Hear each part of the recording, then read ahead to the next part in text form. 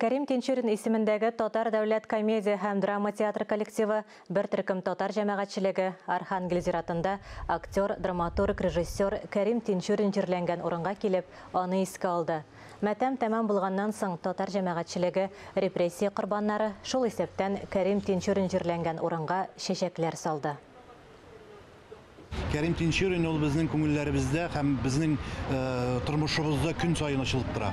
Аның әсәрләре, язган әсәрләрендәге хәлләр, менә хәзер бу хәлләргә дә туры килә торганнары бар. Шуңа күрә без аны алга таба да шушы ук аның әсәрләрендә язганга кайтаваз булып барыр дип уйлыйм.